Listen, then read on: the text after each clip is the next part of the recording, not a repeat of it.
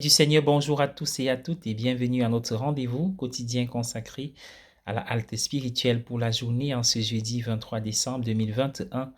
Installez-vous bien, c'est parti, nous sommes en Luc au chapitre 1er, versets 57 à 66.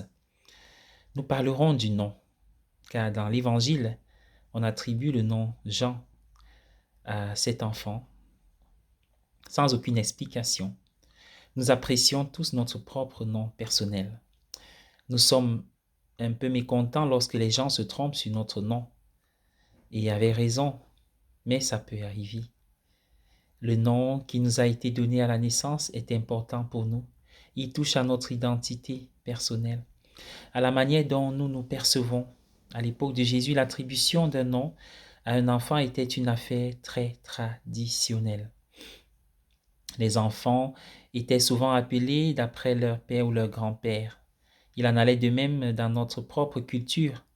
Ça a varié un peu jusqu'à une certaine époque relativement récente. Lorsqu'Élisabeth a annoncé que son fils s'appellerait Jean, ses proches lui ont répondu « Mais personne dans ta famille ne porte ce nom. » Pourtant, Élisabeth a tenu bon.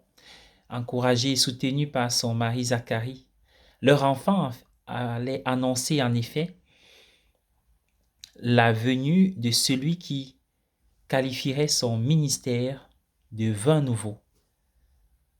Il s'agissait d'un moment nouveau dans les relations de Dieu avec l'humanité et les traditions de longue date, y compris les traditions familiales, devaient faire preuve de souplesse pour contenir la nouvelle initiative de Dieu, le vin nouveau. Le nom Jean signifie en hébreu « Dieu est miséricordieux ». Le Dieu de la grâce était sur le point d'être révélé d'une manière nouvelle, et le nouveau nom dans la tradition familiale de Zacharie et Élisabeth en était le signe. Dieu fait toujours quelque chose de nouveau parmi nous, et par conséquent, nous devons avoir assez d'ouverture et de souplesse dans notre façon traditionnelle de faire les choses quand Dieu nous parle. Le vin nouveau du ministère de Jésus parmi nous réclame toujours de nouvelles outres. Nous avons besoin que l'Esprit Saint nous donne la liberté d'aller là où le Seigneur nous conduit, afin que nous puissions continuer à créer ces outres neuves qui peuvent contenir plus adéquatement le vin nouveau de la présence vibrante et renouvelée du Seigneur.